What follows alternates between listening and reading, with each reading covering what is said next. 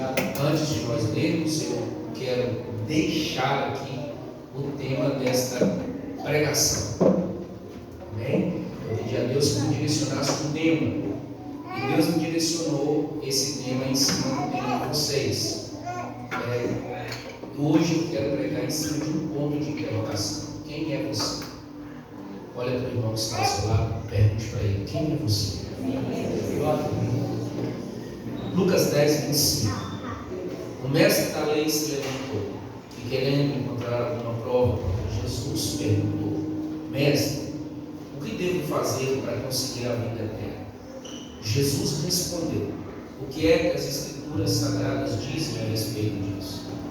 Como é que você entende o que elas dizem? O homem respondeu: ame ao Senhor, seu Deus, com todo o seu coração, com toda a sua alma, com todas as suas forças, com toda a sua mente, e ame o seu próximo como a você mesmo. Sua resposta está certa, disse Jesus, faz isso e viverás. Porém o mestre da lei, querendo se desculpar, perguntou: mas quem é o meu próximo? Jesus respondeu: o homem estava descendo de Jerusalém para Jericó.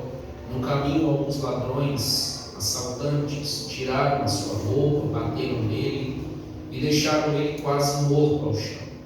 E aconteceu que estava descendo pelo mesmo caminho um sacerdote, e quando viu o homem, tratou-se de passar por outro lado da estrada.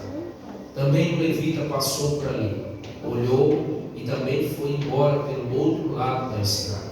Mas um samaritano, diga comigo, samaritano, estava viajando por aquele caminho, chegou até ali. E quando viu o homem, ficou com muita pena dele. Então chegou perto dele, limpou seus ferimentos com azeite e vinho, e em seguida o enfaixou e depois disse ao samaritano: colocou no seu próprio animal, o levou para uma pensão onde cuidou dele. No dia seguinte entregou 2 moedas de prata ao dono da pensão, dizendo: tome conta dele. Quando eu passar por aqui na volta, pagarei o que você gastar a mais com ele. Então Jesus perguntou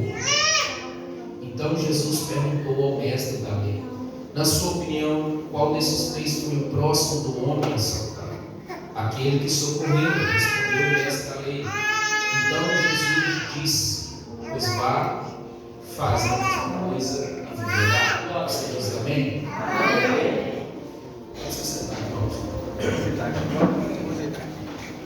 Graças a Deus. Eu vou pedir aos irmãos um pouquinho de paciência.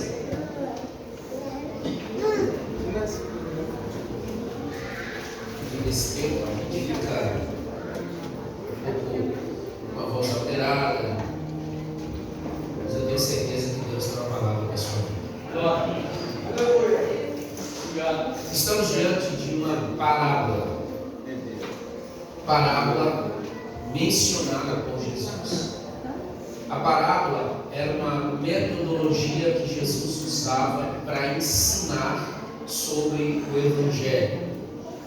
As parábolas de Jesus, elas tinham uma finalidade. A finalidade da parábola de Jesus era de facilitar o conhecimento daqueles que não tinham tanta cultura, que não tinham tanto conhecimento, que através de uma ilustração, através do conto de uma história, conseguia absorver a mensagem central que Jesus queria passar. Quando nós olhamos para os nossos dias, que nós vamos buscar, existem pessoas que conseguem absorver mais ouvindo, outras conseguem absorver mais vendo, e outras conseguem absorver mais escrevendo, e outras absorvem e, ao falar, conseguem de fato entender e compreender aquilo que está sendo tratado. É como você olhar para uma criança. A criança, na maioria das vezes, ela consegue absorver os ensinamentos com você através de desenhos. Usa uma linguagem que vai facilitar a aquilo que você quer dizer e aquilo que você quer passar para uma criança.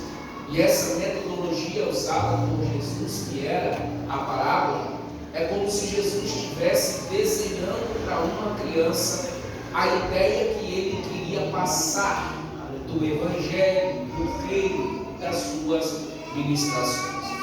Por outro lado, as parábolas de Jesus, elas também tinham uma outra finalidade. A outra finalidade da administração de Jesus através da parábola era para dificultar aqueles que se vangloriavam com os seus conhecimentos, aqueles que queriam se justificar apoiado naquilo que ele conhecia. E esta parábola descreve muito bem isso. A Bíblia não está dizendo que foi qualquer homem. A Bíblia não está dizendo que foi um leigo. A Bíblia não está dizendo que foi alguém que não tinha alguma cultura sequer. A Bíblia faz questão de mencionar que quem está diante de Jesus é um doutor da lei. O doutor da lei se preparava para se tornar um orientador. O doutor da lei se preparava para responder questões sobre a lei. Ele sabia da lei, ele sabia da resposta a qual ele fez uma pergunta para Jesus. Observe o texto. Ele diz assim: Jesus, o que eu faço para herdar o reino dos céus? E logo Jesus, vendo que ele queria se justificar com o seu conhecimento e se vangloriar com o mesmo, Jesus pergunta para ele o que é que está escrito lá. E ele logo responde de maneira rápida. Ele diz assim: Senhor, lá está escrito: amarás a Deus de toda a sua força, de todo o seu entendimento, somente a Ele adorarás e ama o seu próximo como a ti mesmo. A resposta dele foi uma resposta corretíssima. Então Jesus olha para ele e diz assim: vai, faz isso e viverás. Jesus está dizendo: se você conseguir cumprir com essa lei, você receberá o céu como herança. E aí ele, querendo se justificar, ele faz uma pergunta para Jesus: mas Jesus, quem é o meu próximo? Se esta pergunta fosse feita para mim, se esta pergunta fosse feita para você, a resposta seria muito simples. Se eu esta noite perguntasse para você quem é o seu próximo, a resposta certa seria: o meu próximo é todo aquele que está diante de mim. Esse é o meu próximo. Independente de cultura, de etnia, de raça, de língua, aquele que está diante de mim é o meu próximo. Mas Jesus não. Jesus não diz para ele que quem está diante dele é o próximo. Jesus vai narrar uma parábola para que ele pudesse entender o que de fato era cumprir com esses mandamentos. E aí Jesus começa: descia um homem de Jerusalém para Jericó, e ele é pego no meio do caminho. Bateram, agrediram, roubaram tudo que ele tinha, arrancaram as suas vestes, deixaram ele meio morto ao chão. Quando Jesus disse que ele estava meio morto, ele esperava a morte chegar, se alguém não chegasse antes da morte. E aí Jesus disse: pelo mesmo caminho passava um sacerdote. A questão de Jesus dizer que passava um sacerdote, ela é muito importante nós absorvermos quem é o sacerdote. O ministério de sacerdote é diferente do profeta. A palavra profeta no grego quer dizer porta-voz de Deus. É alguém que fala por Deus. É alguém que revela a vontade de Deus. É alguém que passa a mensagem de Deus ao seu povo. Deus usa o profeta como porta-voz. E para ser profeta não precisa de idade, não precisa de escolaridade. Para ser profeta não precisa de uma tribo específica. Para ser profeta não precisa de uma idade. Para ser profeta, a única exigência é atentar-se ao chamado de ser um grande referencial e de ser um grande profeta. Aí Jesus disse que não era um profeta. Jesus disse que era um sacerdote. O ministério sacerdotal era cobrado diversos requisitos: idade, tribo, escolaridade. O ministério sacerdotal não era um ministério levado a qualquer pessoa, eram pessoas específicas.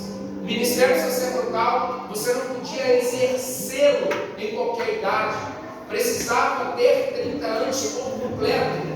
Existem sacerdotes que mais se prepararam do que exerceram o ministério sacerdotal. A importância, a responsabilidade que era dada ao sacerdote. O sacerdote, diferente do profeta, levava a Deus a necessidade do povo. O povo pecava, o sacerdote apresentava o sacrifício. O povo clamava e o sacerdote apresentava a Deus a necessidade do povo. E para exercer as funções sacerdotais, precisava de azeite, precisava de vinho. Porém, o sacerdote, quando viu o moço caído, ele passou de lado, ele trocou de lado da rua e passou direto, sendo que o problema não era dele e muito menos com ele. E a Bíblia continua a dizer que pelo mesmo caminho passava um levita. Diga comigo, levita. Pastor, qual é a função do levita? O levita no templo ele tinha uma responsabilidade muito grande. A responsabilidade do levita, pastor, era de atrair a glória de Deus para dentro do templo. O levita se preparava em oração, em jejum, em entrega, porque no momento do culto ele tinha essa responsabilidade de atrair a presença de Deus, porque o louvor é diferente da pregação. O louvor é algo que sai do coração do homem ao encontro do coração de Deus. A palavra é algo que sai do coração de Deus ao encontro do coração do homem. Deus era atraído pela adoração. Deus era atraído pelos levitas. E ele, quando viu o moço caído, machucado, ele passou do outro lado da estrada e foi embora. E aí Jesus faz questão de dizer: passava pelo mesmo caminho um samaritano. Passava pelo mesmo caminho um samaritano. Pastor, por que Jesus fez questão de dizer que esse moço era samaritano? Porque quem está caído era um judeu. O judeu descia de Jerusalém para Jericó. Era um judeu.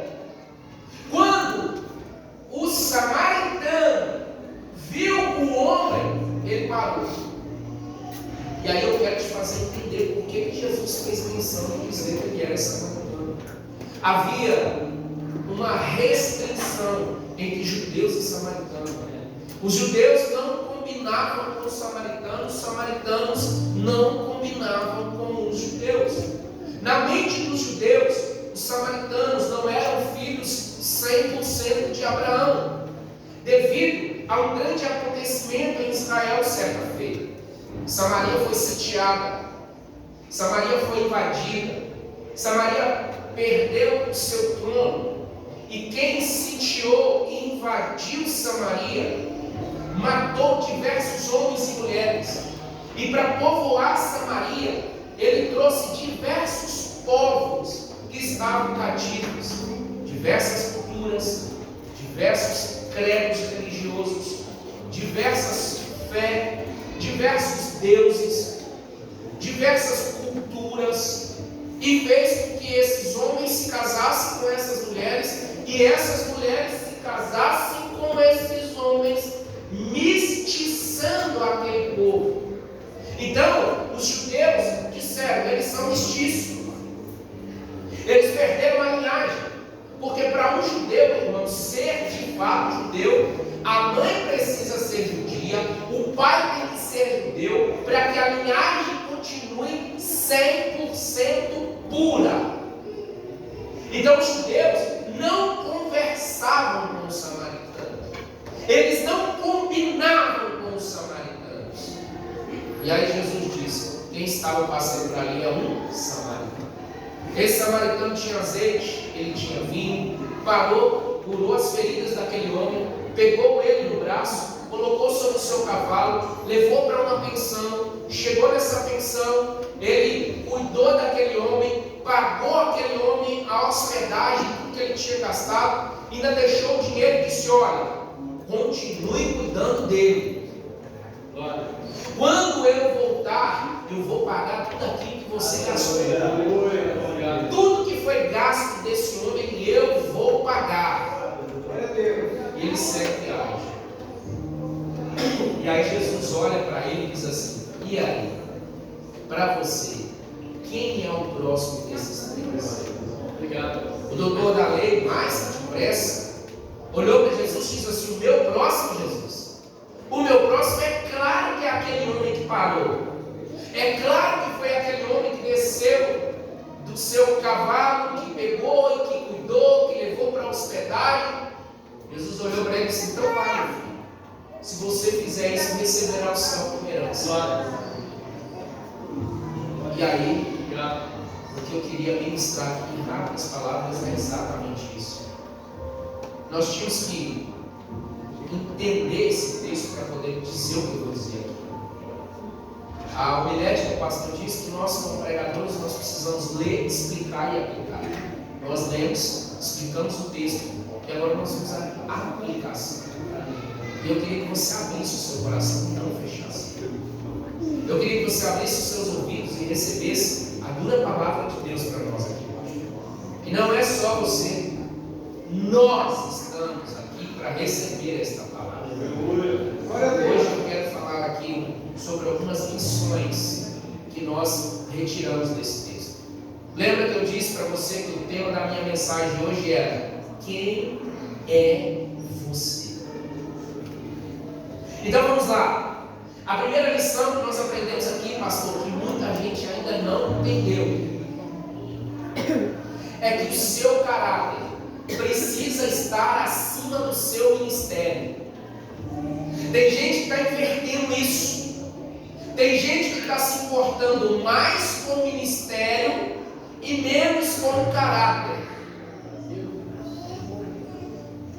O ministério abre a porta, mas o que mantém ela aberta é o caráter. O ministério te leva a muitos lugares, mas só o caráter te leva para o céu. Não adianta falar de amor se você não ama. Não adianta pregar sobre perdão se você não perdoa. Não adianta cantar sobre amar o irmão se você não ama o seu irmão. Palavras são palavras. Naquele grande dia, irmão, a sua credencial de nada vale. Naquele grande dia chamado o dia do Senhor, não importa se você pregou em 1 ou em 1 milhão de igrejas, se você cantou em 1 ou 1 milhão de igrejas. Naquele grande dia não importa se você foi 1 ano de crente, ou 10 anos de crente, ou 40 anos de crente, ou 50 anos de crente. Naquele grande dia chamado dia do Senhor, o que mais importa é quem você é o seu caráter. Porque o seu caráter é que te dará direito aos céus. Não adianta você estar nos grandes cartazes, não adianta você conquistar grandes sonhos ministerialmente falando, se você não tem caráter. E Deus sabe quem é você. Deus sabe quem é você, irmão. Aleluia. Não adianta pregar para impressionar os homens. Não adianta ter um sermão limpo e impecável se você está vazio por dentro. Se você não vive na essência aquilo que você ensina, aquilo que você ministra, aquilo que você canta ou aquilo que você prega. Deus sabe quem é você, meu irmão. Lembra você?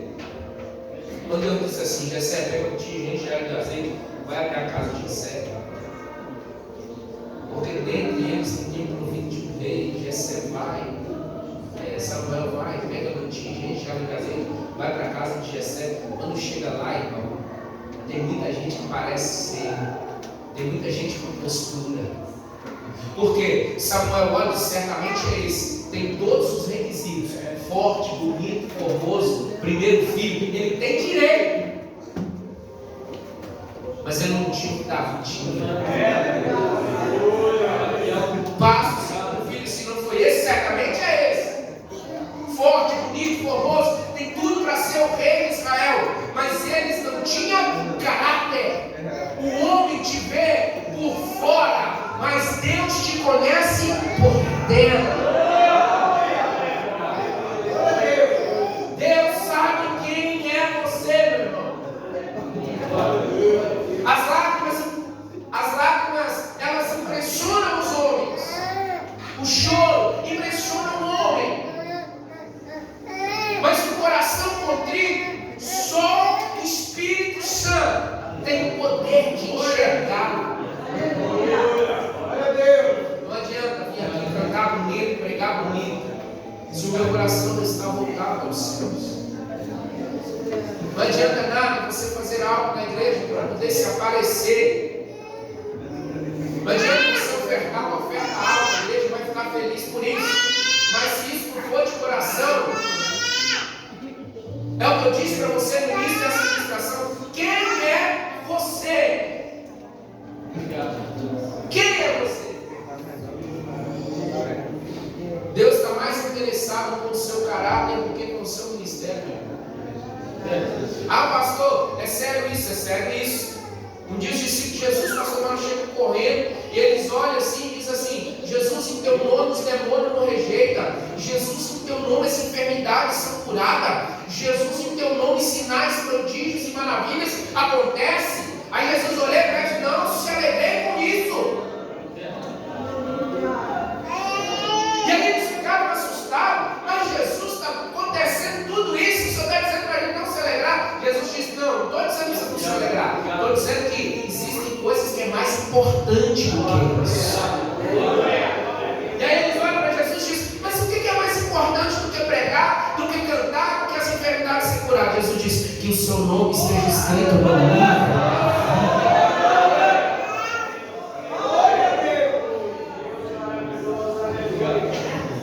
Então a primeira lição que nós absorvemos aqui esta noite é que o seu caráter precisa estar acima do seu ministério.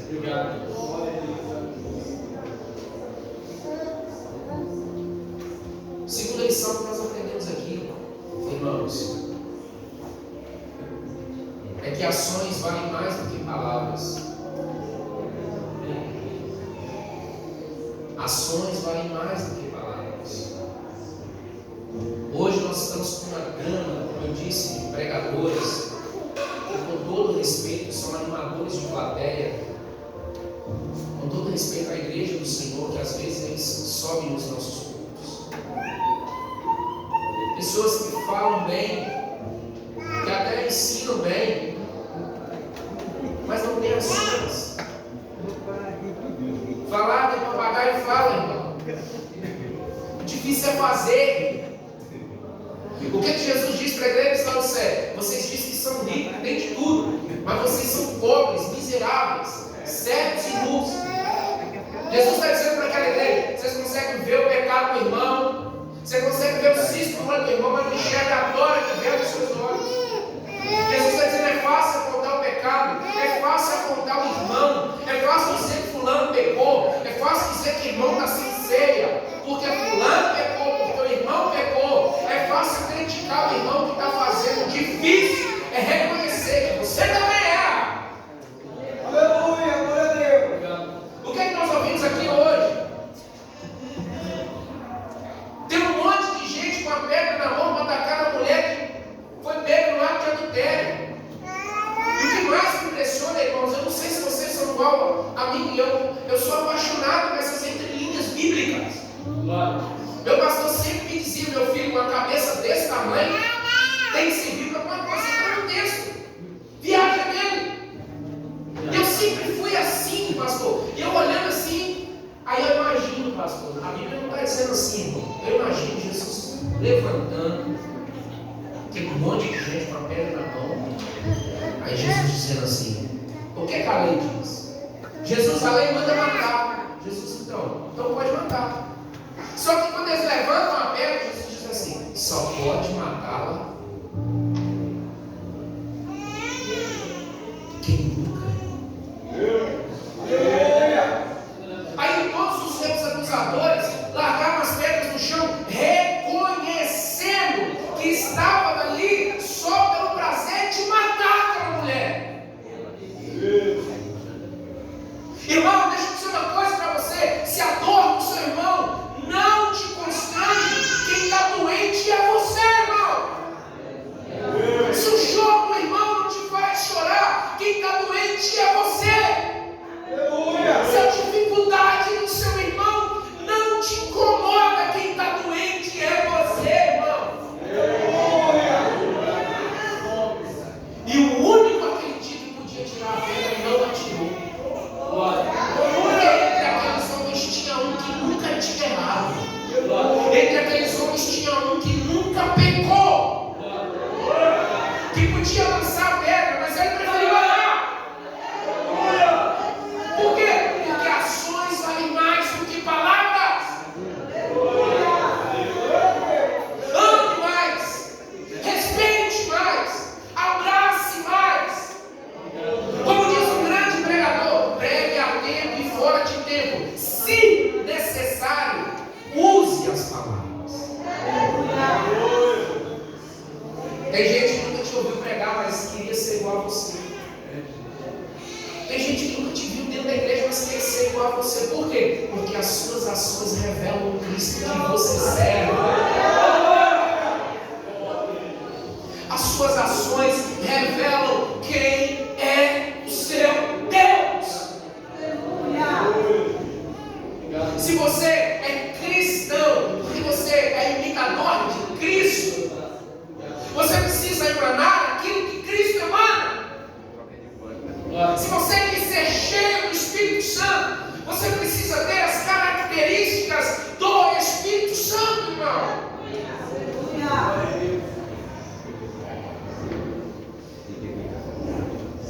As suas ações falam mais do que as suas palavras. É muito bom pregar, irmãos. Eu já disse isso aqui centenas de vezes, todas as vezes que eu amo ministrar. Quero deixar feliz em fazer um convite para pregar. Eu amo pregar. Amo pregar. Às vezes na escala da nossa igreja eu prego 2 vezes no mês. Ministro de escola dominical, 3, 4. Amo estar falando de Jesus. Eu amo pregar. Mas as nossas ações, elas são vigiadas. As nossas ações são observadas. Eu não preciso mudar o comportamento aqui para agradar ninguém. Eu não preciso mudar a minha personalidade para mostrar quem eu sou aqui fora. Eu sou aqui, eu sou lá fora. O que eu sou aqui, eu sou dentro da minha casa.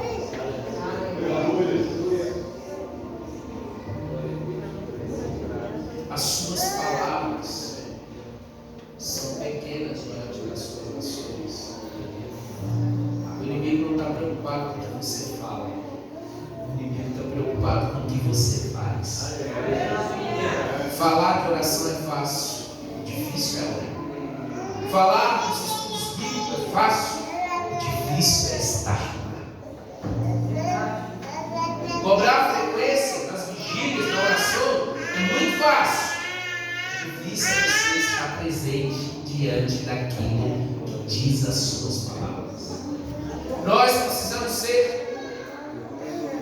exemplo daquilo que falamos, daquilo que nós ministramos. Um dia, irmãos, estava no grande congresso de São Paulo, Assembleia de Deus em Madureira, e eu era um dos pregadores, dos pouquíssimos pregadores que estavam nesse evento. São 10 dias de festa. E aí, pastor, eu era o único mineiro que ia pregar lá nesse evento. E quando o pastor foi me buscar, eu estava hospedado, ele veio conversando comigo e sem que ele percebesse, ele acabou abrindo o coração. Ele disse: hoje, meu filho, estou muito triste, porque eu fui acertar as contas que estavam pendentes no hotel. Eu disse: pastor, o que é que eu te entristeceu? O valor? Ainda brinquei com ele, o valor foi muito caro. E disse: antes fosse o valor. Somos uma igreja que financeiramente não precisamos de nada. Deus tem nos dado tudo, e tudo é para a glória dele. Mas é quando eu vou pagar as contas no hotel, meu pessoal. Fulano nunca mais pisa nessa igreja para pregar, não. Mas eu disse: pastor, fulano está em muitos cartazes, em muitos cultos, no Brasil e fora do Brasil. O que é isso, pastor? Confesso que eu fiquei um pouco assustado.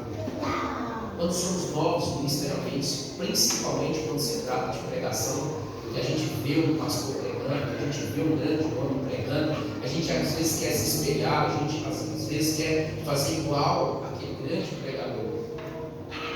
Até que um dia alguém olha para você e diz: quando eu vou pagar a conta no hotel, tinha uísque, tinha vodka, cigarro, bebida. E eu disse: pastor, as palavras não valem de nada se elas não condizerem com a sua conduta. Palavras, irmãos, não valem mais do que as suas ações. As suas ações valem mais do que as suas palavras. Amém ou não amém? Amém! Eu quis conhecer a glória, né? Mas vamos sair daqui hoje refletindo sobre a nossa vida cristã. Vamos aprender mais uma lição. A próxima lição é que nós não podemos escolher a quem nós amamos. Jesus não disse que nós iríamos amar o fulano ciclano. Jesus disse: ama o seu próximo como a ti mesmo. Você não pode escolher quem você vai amar. Porque se eu for escolher quem eu vou amar, eu vou escolher amar o meu filho Lucas, que hoje tem 16 anos, tem uma linda história de vida, de superação. Não sei se já contei o testemunho dele aqui. Se eu for amar, eu vou amar o Enzo, que é o Xerox do papai, que é a minha versão miniatura, o jeito de ser, o jeito de falar, a timidez. Só fala assim: cara, nós somos um pouco fora do mundo, eu sou mentindo. Eu vou amar o André. Já veio aqui falar: pai, ó, o Lucas está me imitando. Tem, rapaz, fica quietinho, se o papai vai te pôr de castigo. Colocou assim lá no cantinho, lá de castigo. Eu não vou deixar você vir comigo mais. E se eu falar que vai pregar, todo mundo quer vir. É que se um dia eu vou trazer você, um dia eu vou trazer outro, um dia eu vou trazer outro, vou trazer vocês três, mais não, rapaz. Se eu fosse escolher amar, eu ia amar minha esposa, que cuida dos meus filhos, que cuida de mim, que cuida da minha casa. Se eu fosse amar, eu ia amar a minha irmã mais nova, que é a minha pastora. Eu ia amar meu pai, que é o meu parceiro, para tudo e todas as coisas. Eu ia amar minha mamãe. Mas não. Jesus disse: ame o seu próximo como a ti mesmo. Não há justificativa. Ah, pastor, mas fulano não gosta de mim. Pastor, fulano não vai com a minha cara. Pastor, fulano já levantou contra mim. Pastor, fulano já fez isso. Não importa. Jesus não deixou restrição. Jesus mandou amar. E aí eu quero deixar uma palavra muito dura do seu coração. Se você não amar o seu irmão, não tem lugar para você no céu. Não tem. Porque se você não consegue amar e respeitar a educação dos seus irmãos, e você convive 1 ou 2 vezes por semana, durante 1h30, imagina no céu como é a eternidade.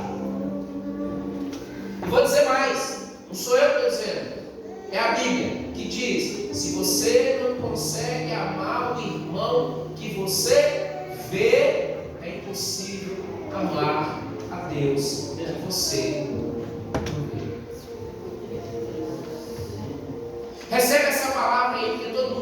negação. Ou você está achando que só o céu é o xodózinho. Ou você está se achando o santarrão que não tem pecado, que não tem erro. Irmão, irmã, você tem um dia difícil também. Eu sempre costumo, pastor, ministrar. Eu e minha esposa, nós ministramos casados para sempre durante 6 anos. Nós formamos diversas turmas do casado para sempre.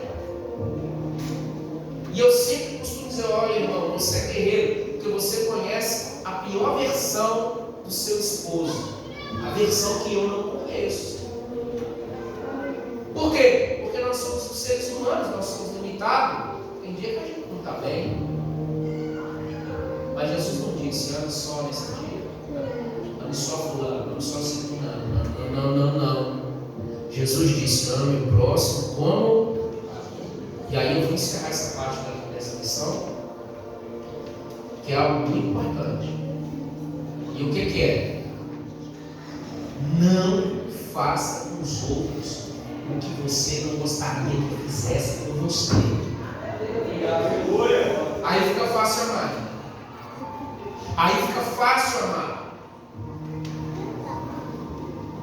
Aí você vai ter condições de amar o seu próximo de verdade. Porque se você não gosta do que faz com você e você não fazer com os outros, meu irmão, como que a convivência vai se tornar leve e suave? Amém ou não amém? Amém. Olha, irmão, tem diversas lições aqui, mas eu não vou passar por ela. Mas essa lição é muito importante. Pastor, como é? Importante como as demais. Mas eu não poderia deixar de falar isso. A sua espiritualidade precisa ser maior do que a sua religiosidade.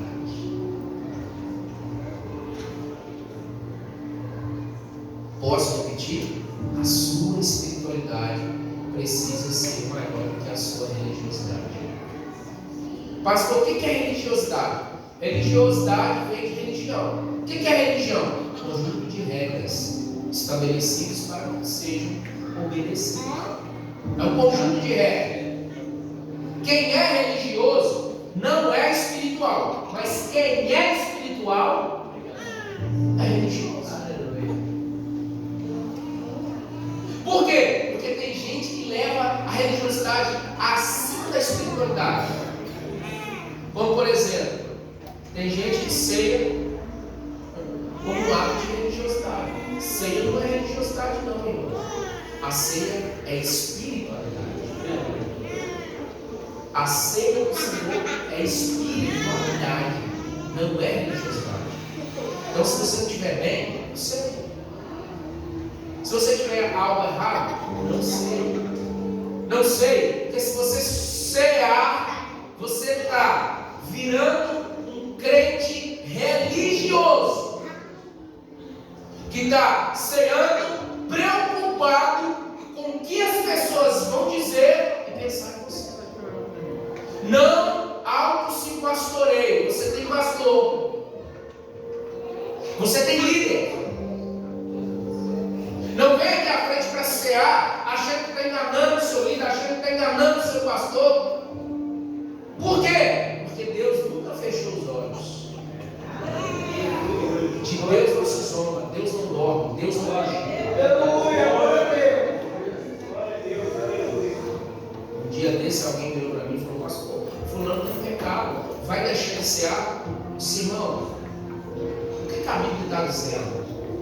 Examine-se, pois, o homem a si mesmo, depois coma e beba este cálice.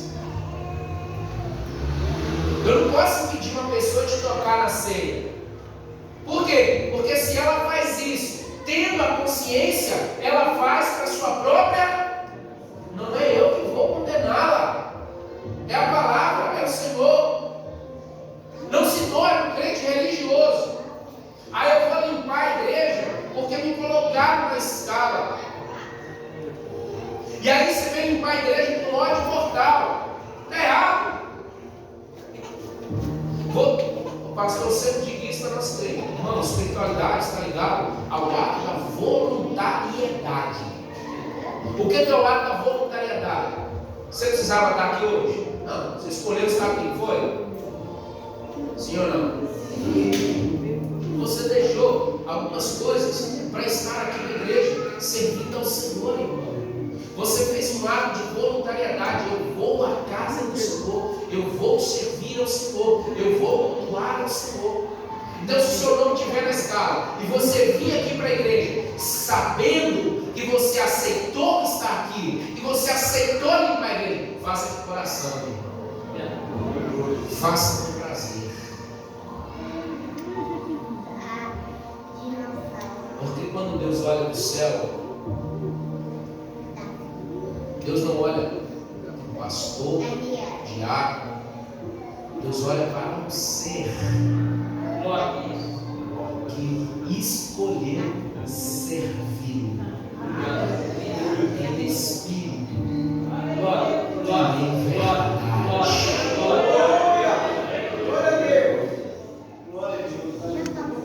Tem que ter verdade. A sua religiosidade não pode ser maior do que a sua espiritualidade. Obrigado. Ninguém é obrigado a fazer nada. Você aceitou servir. Você aceitou ser chamado por Deus para o ministério, para ou tocar instrumento, ou cantar, enfim, você aceitou esse desafio, que é grande, mas de fato, porque haverá um dia de recompensa, onde o Senhor, seu Deus, estará te esperando. E algo que nós não vimos, não ouvimos, nós nunca conseguimos imaginar e não chegou ao coração do homem, é o que Deus tem preparado para nós. Mas nós precisamos ser firmes e constantes, espirituais e não religiosos, porque os religiosos naquele grande dia vai chegar diante do Senhor e dizer: em teu nome eu expulsei demônio, em teu nome eu preguei, em teu nome eu cantei, em teu nome os demônios que rejeitaram. Jesus vai dizer: apartai-vos de mim, porque eu não vos conheço. Por quê? Porque a espiritualidade cegou os teus olhos e fez com que você perdesse a essência da espiritualidade.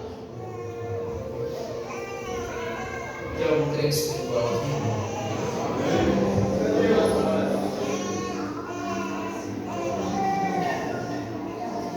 Vamos encerrar diante dessa lição.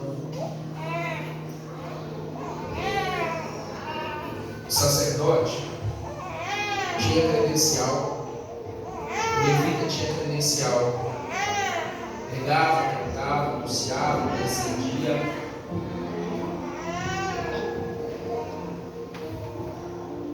Mas quando foi necessário mostrar a sua compaixão e execução do seu ministério de verdade, eles viraram o rosto. E aí te pergunto: quem é você diante de Deus? Como é a sua vida cristã? Que tipo de cristão é você? Que canta, que prega, que ouve, se importa? O que tem a credencial? O que é aplaudido como grande nome de Deus, uma grande mulher de Deus? O que é visto como um grande nome de Deus, como uma grande mulher de Deus? Mas de fato você está vazio. Quem é você? O que não tem muito nome, mas tem espiritualidade. Quem é você? Que poucos acreditam ser, mas você é aquele que estendeu a mão. Você é aquele que ajudou. Você é aquele que entendeu a espiritualidade. Quem é você? Hoje, eu queria que você fosse para casa mastigando essa ministração. E que durante a semana essa ministração viesse sobre a sua mente, viesse sobre o seu coração.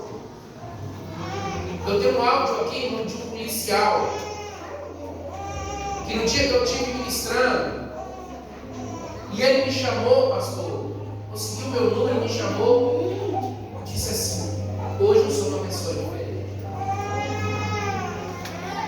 Eu era muito mal, mas através da ministração da palavra de Deus, eu me tornei alguém diferente. Mastiga essa palavra durante a semana. Quando você precisar agir, pense nela. Quando você for fazer as suas escolhas, o que eu sempre digo, o que eu sempre ensino, escolhas regem futuros. Escolhas decidem histórias. Toda decisão que você for tomar, pare, pense, ore e busque direção de Deus. Cuidado com a voz do coração para que ela não te engane. Tem muita gente que foi enganada pela voz do coração e não deu ouvido à voz do seu Senhor. Tem muita gente que está vivendo um tempo de Jeremias, me engana que eu gosto. Deus está dizendo conserta. Deus está dizendo conserta. Vocês vão ser entregues, vocês vão ir para a Babilônia. E aí os falsos profetas vêm dizendo, Deus vai dar vitória, Deus vai dar vitória. Não vai. Para você ter uma vida de vitória, para você ter uma vida de milagre, para você ter uma vida de realizações ministeriais, você precisa entender essa ministração. E aí eu encerro aqui com a última lição, que é: se a dor do seu irmão